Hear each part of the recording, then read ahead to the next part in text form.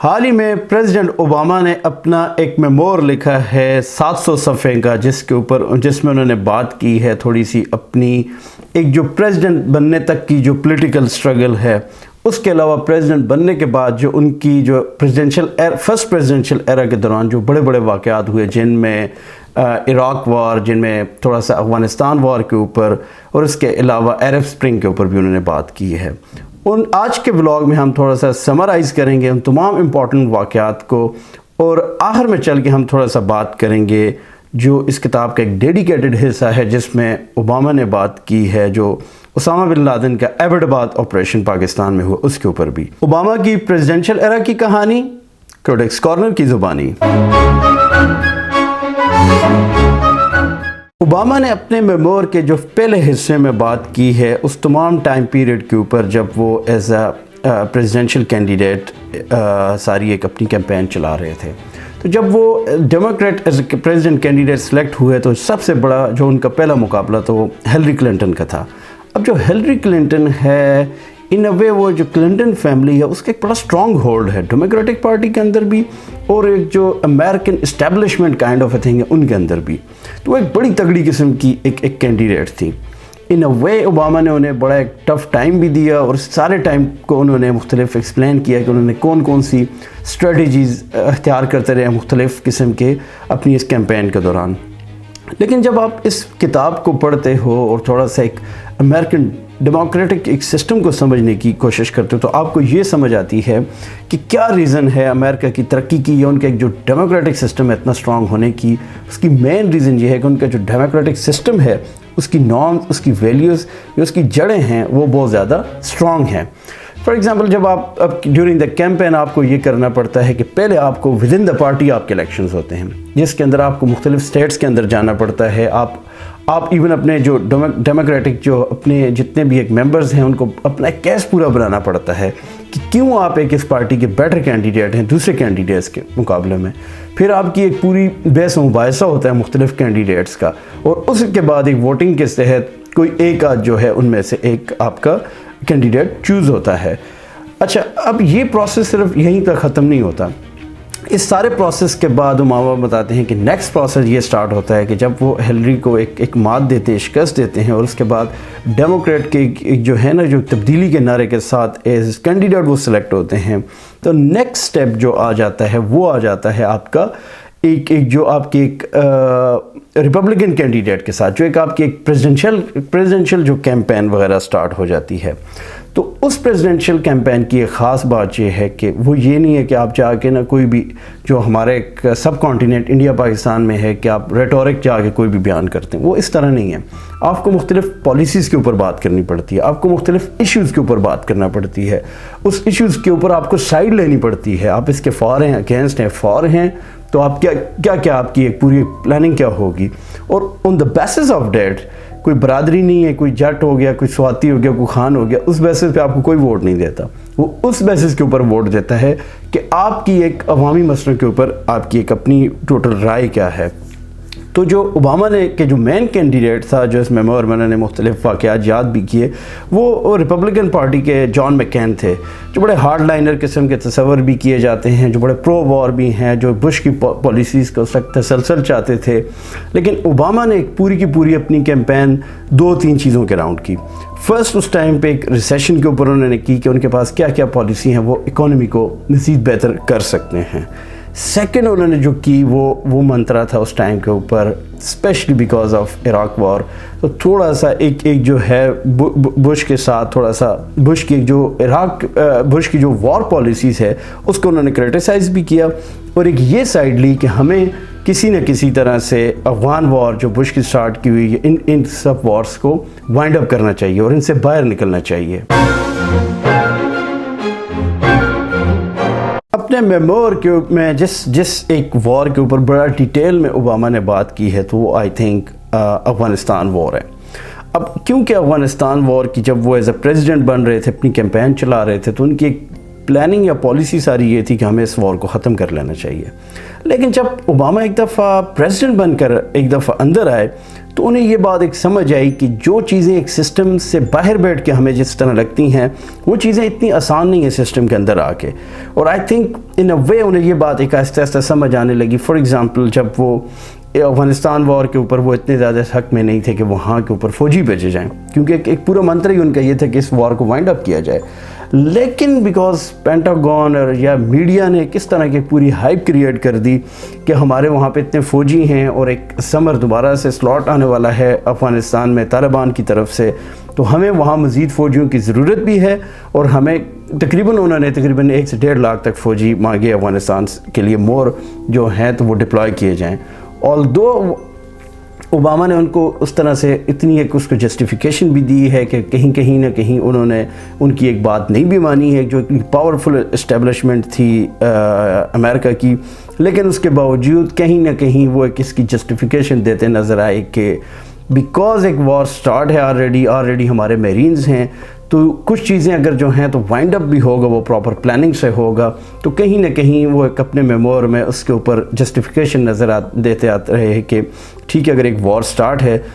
کچھ وارز ایسی ہیں جو ایک آپ کی نیشنل سیکیورٹی کے لیے بڑی ضروری ہو جاتی ہیں، اور ان کو پھر اسی حساب سے لڑا بھی جاتا ہے اور ان میں اسی طرح سے شمولیت اختیار بھی کی جاتی ہے، چاہے آپ چاہتے ہوں یا نہ چاہتے ہوں. اپنے اس میمور میں کچھ واقعات کے اوپر بھی اوباما نے بات کی ہے، جن کو اگر میں ذاتی طور پہ سمرائز کرتا ہوں تو مجھے لگتا ہے کہ ان اے وے انہیں پینٹاگون کہیں نہ کہیں ایک اس سچویشن میں جو امریکن اسٹیبلشمنٹ لے آتی تھی کہ انہیں تھوڑی سی کمپرومائزڈ اور پریشرائز قسم کے ڈیسیژن بھی کروا سکے اپنی منمانی کی. فار ایگزامپل ایک بڑا مزدار قسم کا واقعہ کیا، جیسے کہ ان کا ایک پوری بیس ہی کیمپین کی تھی کہ افغانستان وار کو ختم ہو جانا چاہیے، تو وہ اس حق میں بالکل نہیں تھے کہ وہاں فوجی ہم زیادہ بھیجیں. تو جنرل میک کرسٹل جو وہاں ہیڈ تھے سارے اس چیزوں کو دیکھ رہے تھے، اب وہ اس فیور میں تھے، ان کو پوری ایک پینٹاگون کی بھی سپورٹ تھی کہ وہاں پہ ہمیں تقریباً فوجی زیادہ سے زیادہ بھیجے جائیں، جتنا ساز و سامان جتنی وہ چیزیں کہہ رہے ہیں ہمیں اسی طرح سے مل جانی چاہیے. اب اوباما کا یہ یہاں پر اپنی ایک یہ رائے تھی، وہ یہ کہتے ہیں کیونکہ پینٹاگون ہو گئی، CIA ہو گئی، over the time period Bush کے دور میں انہیں ہر وہ چیز مل جاتی تھی جو وہ چاہتے تھے، پرمیشنز مل جاتی تھی، کسی بھی قسم کا وہ جو ایک چیز جس طرح کرنا چاہتے تھے انہیں ایک پرمیشن تھی. لیکن ڈیموکریٹ کے ایک کینڈیڈیٹ آنے کے بعد، پریزیڈنٹ اوباما کے آنے کے بعد وہ چیزوں پر ایک کوسچننگ ہونے لگی، مطلب انہیں ایک کراس کوسچننگ کے تحت اپنا ایک کیس بنانا پڑتا تھا، کھلی چھوٹ نہیں تھی. اس کھلی چھوٹ کو اب جب ان کو نہیں مل رہی تھی تو انہوں نے تھوڑی سی ہلکی پھلکی ایک تھوڑی سی ہے نا وہ سازشیں یا بیک اینڈ گیمز بھی، مائنڈ گیمز بھی کھیلنا شروع کر دی. اکثر یہ ہوتا تھا کہ کوئی بھی میٹنگز کی بات ہوتی تھی 1 یا 2 دن پہلے وہ کسی نہ کسی طرح سے میڈیا کو دی جاتی تھی، جان بوجھ کے پینٹاگون کے اندر سے اس طرح کی خبریں میڈیا کو دی جاتی تھی جس کی وجہ سے ایک پریزیڈنٹ کی جو پوزیشن ہے وہ کمپرومائزڈ ہو، اسے پریشرائز کیا جائے اور یہ ایک تاثر دیا جائے کہ جو ہمارے فوجیوں کی جانیں جتنی بھی خطرے میں پڑ رہی ہیں بیکاز پریزیڈنٹ کے کمزور اور جلدی ڈیسیژن نہ لینے کی وجہ سے ہیں، اور خبریں وغیرہ جس طرح یہ ایک ٹریڈیشنل طریقے سے لیک کی جاتی ہیں. تو ان سے اور اب مطلب اس کی ایک چیز کی ایک حد وہاں پہ ختم ہوئی جب جنرل میک کرسٹل کی ایک ویڈیو بھی لیک ہوئی یا جہاں پہ وہ president Obama, vice president Biden یا ہیلری کلنٹن سب کا مذاق افغانستان میں بیٹھ کر ان کے اوپر کر رہے تھے، اور بہت سارے اپنے جو ان کے جو یورپین جو ساتھ الائز ہیں ان کا بھی مذاق اڑاتے نظر آتے گئے. Although at the end Obama نے اس کے اوپر ایک اسٹرکٹ قسم کا سٹانس بھی لیا اور میک کرسٹل کو ریزائن بھی کرنا پڑا. لیکن ان اے وے وہاں پہ یہ لگا کہ پریزیڈنٹ کی ایک بڑی اسٹرانگ پوزیشن ہے، بٹ بیکاز وہ ایک فرسٹ افریقن امریکن ایک پریزیڈنٹ تھے تو انہیں تھوڑا سا پریشرائز کرنا تھوڑا سا آسان تھا قدرے. کبھی اگر کوئی اور پریزیڈنٹ ہوتا، اگر فار ایگزامپل اگر آپ بش سے کمپیئر کر لیں تو مجھے لگتا ہے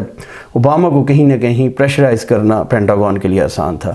دوسرا ایک واقعہ یہاں پر انہوں نے کیا، وہ کیا پروفیسر گیٹ کا. US کسی ایک اسٹیٹ میں بڑے مشہور ان کے پروفیسر گیٹ تھے. اب وہ واقعہ کچھ اس طرح کوٹ ہوتا ہے کہ وہ گئے ہوئے تھے ایک چائنا میں اپنی ایک کانفرنس کے اوپر، اپنے کسی کی نوٹ اسپیکر تھے. اب جب وہ وہاں سے واپس آئے اپنے ایک علاقے میں تو وہ علاقہ زیادہ تر وہاں پہ جو ہے تو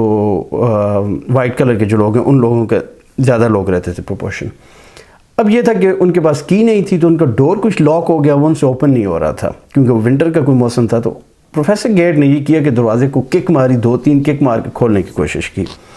کسی راہگیر چلتے نے پولیس کو کال کر دی اب یہ بڑا مزے کا یہ واقعہ ہو گیا، پولیس آئی، پولیس نے پروفیسر گیٹ کو بالکل جس طرح ایک امریکہ کے اندر ہوتا ہے سیاہ فارمز کے ساتھ تو یا افرو امریکن کے ساتھ، اس کو لمبا لٹا دیا کہ بھائی تم آئی ڈی کارڈ دکھاؤ، آئی ڈی کارڈ دکھاؤ۔ پروفیسر گیٹ نے اس کو بالکل ایک اپنی مطلب ایگو کا بھی مسئلہ بنایا کہ بھائی میں ایک اس لیول کے اوپر پروفیسر ہو کے اپنے گھر کے اندر کھڑا ہوں تو مجھے آ کے پولیس بات کے بغیر مجھے بالکل ایسا مجرم نیچے لٹا کے پوچھ رہے ہیں اور ان کے ہاتھ بھی باندھ رہے ہیں۔ انہوں نے کہا کہ میں آئی ڈی کارڈ نہیں دکھاؤں گا۔ بارہ وہ چیز ساری ڈاکومنٹڈ ہوئی، ویڈیو بنی، اس کے اوپر ایک کافی بیکلیش بھی آیا افریقن امریکن کمیونٹی کا، اور اس نے پریزیڈنٹ اوباما کو اس پوزیشن میں ڈالا کہ وہ بھی ایک بیان دے دیں۔ اب انہوں نے ایک سٹیٹمنٹ دے دی کہ پولیس نے اس معاملے کو بڑا اسٹوپڈ طریقے سے ڈیل کیا ہے۔ It was just a mere statement. وہ کہتے ہیں میں دیکھ کے جب صبح آیا، جب میں نے اخبار کھولے تو وہ پورے جو ہے نا آسمان سر پہ اٹھا دیا تھا۔ اب اس کے اوپر امریکن میڈیا کا یہ تھا کہ ان وے کہ یار یہ دیکھو یہ کوئی پتہ نہیں کون سا آپ کا ایک سیاہ فام قسم کا پریزیڈنٹ ہے، اور اور اس نے اس طرح کی ایک بات کر دی۔ اس کو انہوں نے جو ہے نا سیاہ فام اور گوروں کا ایک کائنڈ آف اے کانٹیکس میں لیا، اور اس ایک چیز نے اتنا پریشرائز کیا پریزیڈنٹ اوباما کو، مطلب حالات یہاں تک پہنچے کہ ان کو پبلکلی اپولوجائز اس طرح کرنا پڑا، اس پولیس والے کو وائٹ ہاؤس بلانا پڑا۔ اپنے میمور میں اوباما نے تھوڑی سی بات عرب اسپرنگ کے اوپر بھی کی ہے، تھوڑی سی اس کی ہسٹری کے اوپر، اور مختلف جب واقعات رول ہوتے رہے ہیں تو کس طرح سے ایک جو ڈیسیژن میکنگ ان کی ٹیم کرتی رہی ہے۔ فار ایگزامپل وہ یہ کہتے ہیں کہ جب یہ معاملات تیونیزیا میں سٹارٹ ہوا، جب ایک چھابڑی لگانے والے فروٹس بیچنے والے نے اپنے آپ کو ایک خودسوزی کر دی، اور پورے ایک جو ہے تو کیونکہ لوگ اتنے زیادہ نا سپریس کیے ہوئے تھے ان منارکیز یا حکومتوں نے کہ ایک ربٹ ہو گئے، مختلف قسم کے جلسے جلوس، اور حکومت کو گھر بھیج دیا گیا۔ تیونیزیا کے بعد جو سب سے بڑا جس چیز نے امپیکٹ کیا تو وہ آئے ہیں یہ ایجپٹ کے اندر۔ تو جو حسنی مبارک ہے اس کی ایک جو بروٹل ڈکٹیٹرشپ تھی اوور دا ٹائم پیریڈ تھی، لوگ تنگ بھی تھے اس سے، اور دیکھتے ہی دیکھتے وہ پورے کے پورے ایجپٹ کے اندر پھیل گئے۔ اس میں اوباما نے بتایا مختلف ٹائم کے اوپر ہماری ایک مختلف پالیسی رہی، لائک فار ایگزامپل انہوں نے ہیلری اور جو اپنے سینئر قسم کے جو پولیٹیشین فورن جو پولیٹکس کا سمجھتے تھے ان کو بلایا اور ان سے ان کی رائے لی۔ سب کی ایک یہ بات کی تھی کہ جی کیونکہ حسنی مبارک ڈکٹیٹر ہے لیکن وہ اس ریجن میں امریکہ کی ایک ضرورت ہے، کیونکہ وہ امریکہ کا الائے ہے کہ پوری آپ کی انڈرسٹینڈنگ ہے، اس ٹائم کے اوپر آپ کو اس کے ساتھ کھڑا ہونا چاہیے۔ لیکن کچھ ان کے جو جونیئر تھے، جو زیادہ آپٹیمسٹک تھے، جو فیوچر کے بارے میں، ان کے ایک بارے میں یہ کہنا تھا کہ دیکھیں یہ ایک چینج ہے، it is just bound to happen, ہمیں اس ٹائم کے اوپر ہمیں اس چینج کے ساتھ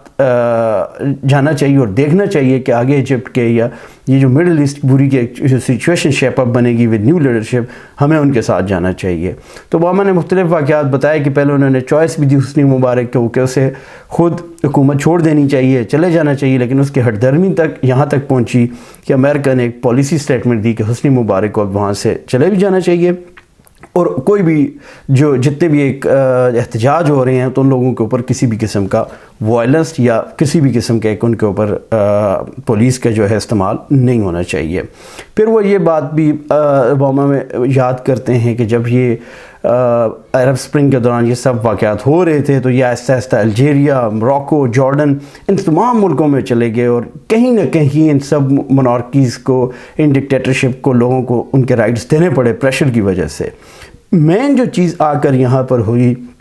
جب چیزیں بحرین تک پہنچی، جب بحرین میں یہ چیز آئی تو سب سے بڑا جس چیز کو پریشانی لاحق ہوئی وہ ہوئی سعودی عربیہ کو اور یو اے ای کو، کیونکہ یہ منارکیز ہیں، ان کو یہ لگا کہ اگر یہ چیزیں یہاں تک آتی ہیں تو یہ جو جتنے بھی پروٹیسٹ ہیں یہ آہستہ آہستہ ہمارے ملکوں میں بھی آئیں گے اور یہ ایرپٹ ہوں گے۔ تو وہ بتاتے ہیں کہ ایک بڑا ان اے وے پریشر رہا امریکن گورنمنٹ کے اوپر بھی کہ یو اے ای اور سعودی عربیہ کی طرف سے کہ ہمیں کسی بھی طرح ان ملکوں کے اندر ان کی حمایت نہیں کرنی چاہیے، اور وہ یہ کہتے ہیں کہ سعودی عربیہ پر بہت ساری جو تبدیلیاں آئی ہیں اوور دا ٹائم پیریڈ، ان کی جو سافٹنس آئی ہے چیزوں کے اوپر، ڈرائیونگ لائسنس دینا، یہ بہت ساری اس طرح کے واقعات ہیں۔ ان میں عرب اسپرنگ کے دوران بہت ساری جو ایک سیٹلمنٹس بھی ہوئی ہے ویسٹ کے ساتھ، وہ بھی پارٹ پلے کرتی ہیں کہ اوور دا ٹائم پیریڈ ہم چیزوں میں فلیکسیبلٹی لائیں گے، اب بھی آپ ہماری منارکیز کو سپورٹ کریں اور ہماری حکومتیں گرانے سے بچائیں۔ عرب اسپرنگ کی جو لاسٹ جو چیز انہوں نے ڈسکس کی ہے وہ لیبیا میں معمر قذافی کی حکومت ہے۔ کہتے ہیں کہ جب یہ سب ایرپٹ تھے تمام پروٹیسٹ اور آہستہ آہستہ حکومتیں گر رہی تھی لیکن جو میجر پرابلم آیا وہ لیبیا کے اندر. اب لیبیا کے اندر چیزوں کو کیسے ڈیل کی جائے. ایک بروٹل ڈکٹیٹر ہے جو بالکل ہٹنے کا نام نہیں رہ رہا, جو وائلنس کو بھی یوز کر رہا ہے. تو وہاں پہ وہ یہ تھوڑا سا بتاتے ہیں کہ جب یہ ہمارے پاس ایک kind of discussion point I کہ اب لیبیا کے اوپر شاید انٹرنیشنل فورسز یوز کرنی پڑیں اور امریکہ کو میجر پارٹ پلے کرنا تھا. لیکن کیونکہ اوباما کی ایک ساری کی ساری ایک اینٹی وار قسم کی ایک کیمپین تھی پریزیڈنٹ بننے تک, تو ان کے لیے بڑا مشکل ڈیسیجن تھا کہ کتنی امریکن انوالومنٹ ہو. تو وہ بتاتے ہیں کہ ہم نے ایک پورا ان اے وے پلان کیا کہ کس طرح سے امریکہ کی انوالومنٹ کتنی کم ہو سکے, اور اس میں میجر جو امریکہ نے پارٹ پلے کیا وہ تقریباً کچھ ہی دنوں کے اندر جو بالکل جو ہے تو ایئر فورس امریکن یوز کر کے تقریباً فلیٹ کر دیا انہوں نے لیبیا کی جتنی بھی ایک ایئر فورس پاور تھی اس کو.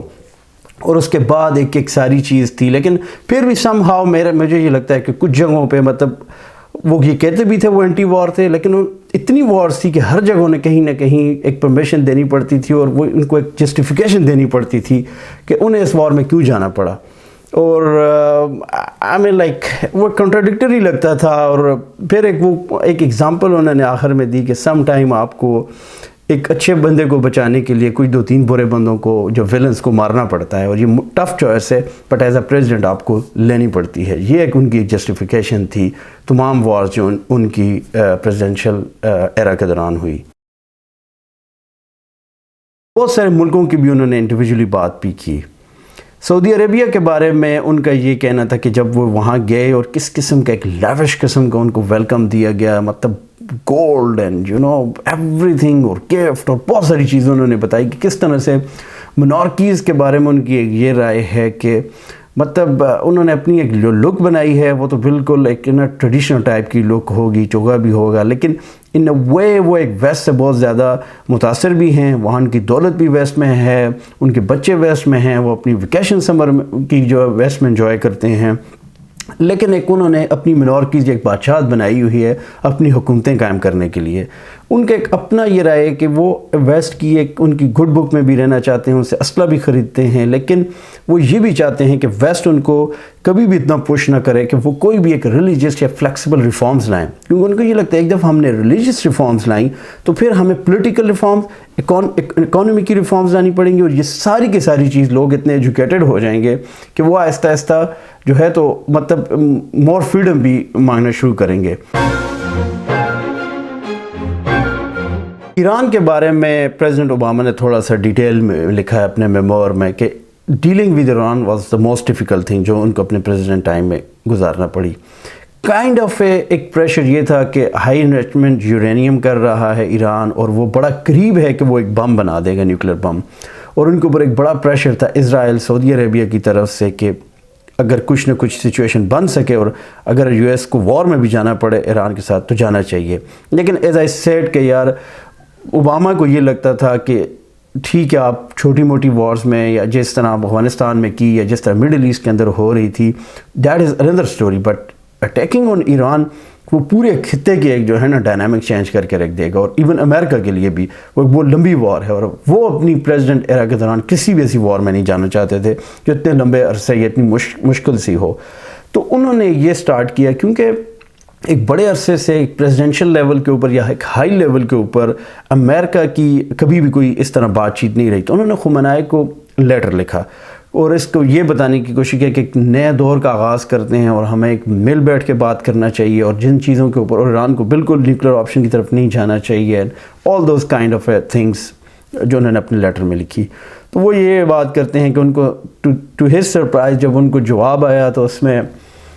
خمینائی نے لکھا ہوا تھا مختلف کہ یار کس طرح سے ساری چیزوں پہ ہم ٹرسٹ نہیں کرتے, کس طرح سے ہمیں یو ایس نے بیک سٹیپ کیا, ہماری اکانومی کی جو سینکشن ہیں, اور آخر میں وہ یہ کہتے ہیں کہ ہمیں انہوں نے کہا کہ آپ شیطانی اور ایک شیطانی ریاست ہو and we just don't trust you in that sort of a thing. تو وہ یہ کہتے ہیں کہ انہیں تھوڑی سی اوباما کو ڈس اپوائنٹمنٹ بھی ہوئی کہ اس طرح سے ایک ساری چیز کے اوپر بھی تھا.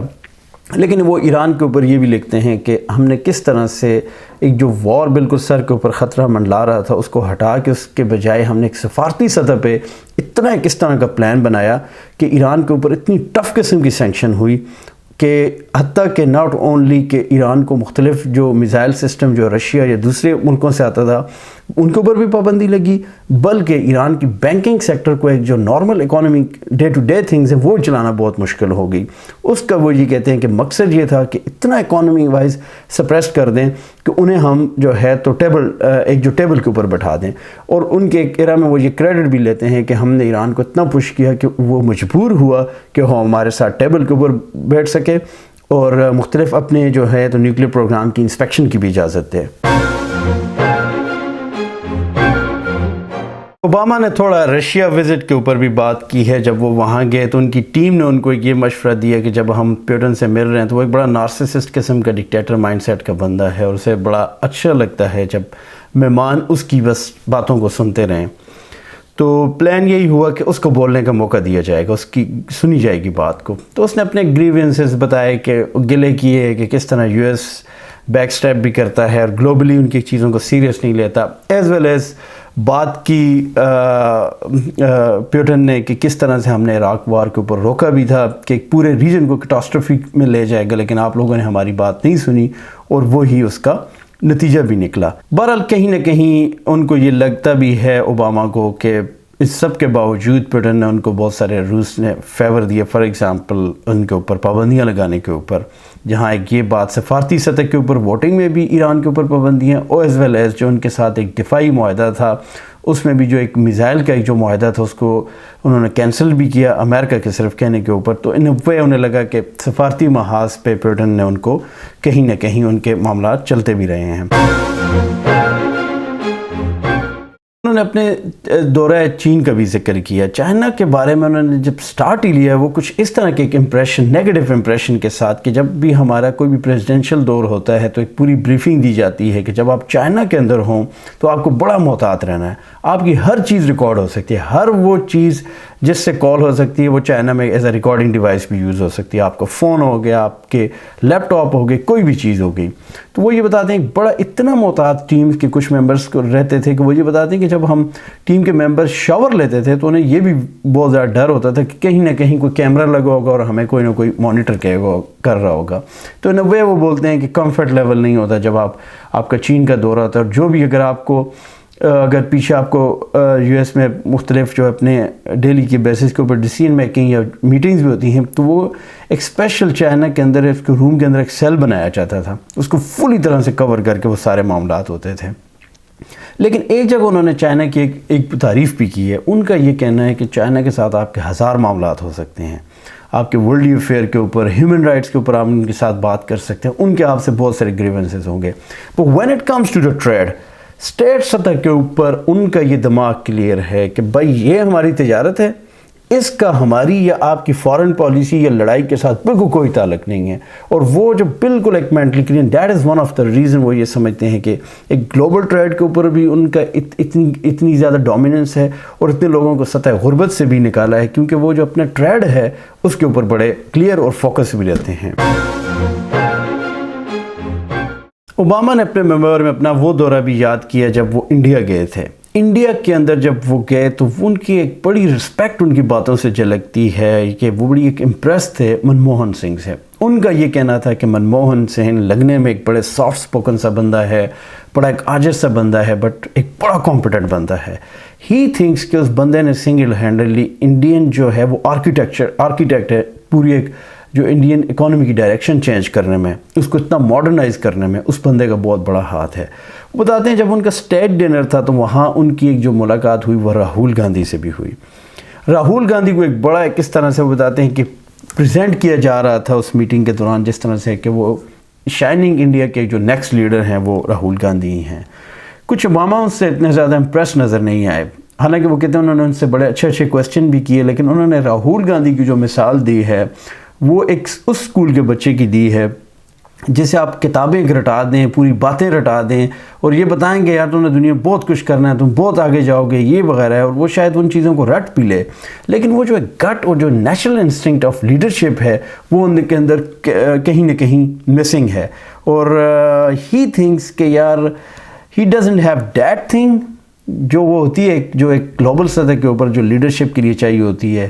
He think Rahul Gandhi really that kind of instinct. Obama نے کچھ اور واقعات کے اوپر کو بھی سمرائز کیا اپنے بک میں اور ان کا کریڈٹ لینے کی بھی کوشش کی. فار ایگزامپل انہوں نے گوانتانامو بے جیل کا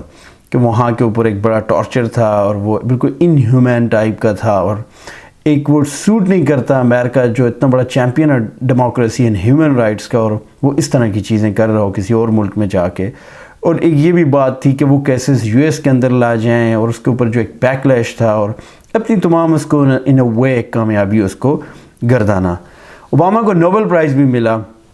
وہ یہ بھی اس کے اوپر تاثر دینے کی کوشش کرتے رہے. زیادہ انہوں نے بات نہیں کی بٹ ہی اسٹل تھنک کہ یار he is deserving Nobel prize peace prize winner because انہوں نے ایک جو پیس انیشیٹو لیا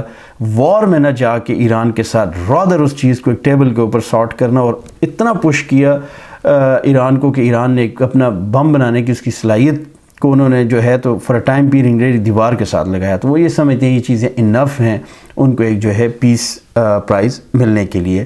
کلائمیٹ چینج کے اوپر انہوں نے بات کی کیونکہ ان اے وے ان کی کلائمیٹ چینج کے اوپر بڑی پوزیشن رہی ہے ایون جب وہ پریزیڈنٹ نہیں بھی تھے وہ ایک کیمپین کے دوران تھے. تو وہ یہ بتاتے ہیں کہ آسان نہیں ہے یو ایس کے اندر اس پالیسی کو بیچنا. ریزن یہ ہے کہ جو پچھلی صدی ہے وہ ساری آئل اینڈ گیس کی تھی. تو اب آئل اینڈ گیس کے ساتھ ایک لاکھوں قسم کے امریکن جابز ہیں اسٹیٹس کے اندر. جب آپ یہ نعرہ لگاتے ہو یہ کہنا تو آسان ہے لیکن مختلف ریگولیشنز پاس کرنا اور لوگوں کو ایک ان امپلائڈ ہونے کا ڈر ہونا یہ ایک بڑا مشکل ہے پورا اس ڈیموکریٹک پروسیس کے اندر پاس کروانا. بٹ وہ یہ کہتے ہیں کہ انہوں نے جو کلین انرجی انیشیٹو لیا اس ٹائم کے دوران اس کے ثمرات اب دنیا دیکھ رہی ہے کہ وہ ایک سلو پروسیس تھا جس کے تحت یہ تھا کہ اس طرح کی انوویٹو کمپنیز کو فنڈنگ کی جائے اور جو کلین انرجی کے اوپر کام کرتی ہیں. One of the companies that he mentioned is یہ جو ٹیسلا ہے یا جو ایلان مسک ہے کہ اس نے اس سے ایک جو مختلف ٹیکس کی چھوٹ تھی یا مختلف جو بینکنگ سافٹ قرضے تھے وہ لیے ایک انویسٹمنٹ کی اسپیشلی الیکٹرک وہیکلز کے اوپر. اور آپ یہ دیکھ سکتے ہو 2 ڈیکیڈز کے بعد ایک دنیا کی بالکل شکل ہی چینج ہو جائے گی بالکل الیکٹرک وہیکل کے ساتھ. بینگ اے ڈیموکریٹک اور ایک لبرل فیس وہ یہ ایک ہم جنس شادیوں کے اوپر بھی انہوں نے اپنی بک میں کچھ نہ کچھ بات کی ہے کہ وہ ہمیشہ سے اس فیور میں تھے اور مختلف سٹیٹس میں انہوں نے ایک لاز پاس کرانے میں انہوں نے کس طرح سے ایک پارٹ بھی پلے کیا اور وہ اس کو ایک پورا اپنی اس میں ایک کریڈٹ بھی لیتے ہیں. ایک جس چیز کے اوپر مجھے وہ تھوڑے سے ڈس اپوائنٹڈ بھی لگے مجھے وہ اپنے ڈریم ایکٹ کے اوپر. ڈریم ایکٹ اب یہ ہے کہ امریکہ کے اندر مختلف انڈاکومنٹڈ جو فیملیز آئیں جو ایسے 2 ڈیکیڈ 20-30 سال پہلے آئے اب ان میکسیکن جیسے ہو گئے فار ایگزامپل ان لوگوں کے بچے ہو گئے اب وہ بچے وہیں پیدا ہوئے ہیں وہ اسکول جانے لگے ہیں. ان میں سے بہت سارے ایسے ہیں جن کو 25-26 سال پہ آ کے انہیں فرسٹ ٹائم یہ پتہ چلا ہے کہ ان کا آئی ڈی کارڈ نہیں بن سکتا کیونکہ وہ ڈاکومنٹڈ نہیں ہے. اور وہ ڈاکومنٹڈ اس لیے نہیں ہے کیونکہ ان کے پیرنٹس ڈاکومنٹڈ نہیں ہیں. اور پھر اس کے بعد وہ سوسائٹی کا ایون وہ آج تک اپنے آپ کو امریکن سٹیزن سمجھتے رہے ہیں لیکن سوسائٹی کے اندر ایک ان کے اپنا اس طرح نہیں ہو سکتا. تو اس چیز کو پروسیس کو آسان کرنے کے لیے یہ ڈریم ایکٹ تھا کہ جس کے تحت اگر ایسے لوگ جن کے پیرنٹس ڈاکومنٹڈ تھے بٹ وہ یہیں پیدا ہوئے دے آر امریکن ان کو ڈاکومنٹڈ کیا جائے ان کو ان کے پرسنل نمبر ایشو کیے جائیں. ایک وہ بتاتے ہیں کہ وہ ایک ایکٹ ان کے بڑے دل کے قریب تھا اور اس کو وہ پاس بھی کرانا چاہتے تھے but due to some reasons وہ ایکٹ پاس نہیں ہو سکا لیکن ہی اسٹل گیو فل مارکس کہ ایٹ لیسٹ انہوں نے اس کے اوپر ایفرٹ کی اور بات کی ہے. کتاب کا جو آخری حصہ ہے اس کے اوپر پورا ایک چیپٹر ڈیڈیکیٹڈ ہے جہاں اوباما نے بات کی ہے اسامہ بن لادن کا ایبٹ آباد آپریشن کے اوپر. بڑا انٹرسٹنگ قسم کی اس کی ایک بات ہے لیکن ہم اس ولاگ کے پارٹ 2 میں جو ہے وہ سیپریٹلی جسٹ ٹو ڈیڈیکیٹڈ ایک ولاگ ہوگا. وہ کتاب کا وہ حصہ ہم ڈسکس کریں گے سٹیپ بائی سٹیپ کہ کیا کیا کس طرح سے چیزیں ہوئی ایبٹ آباد آپریشن میں. Thank you very much.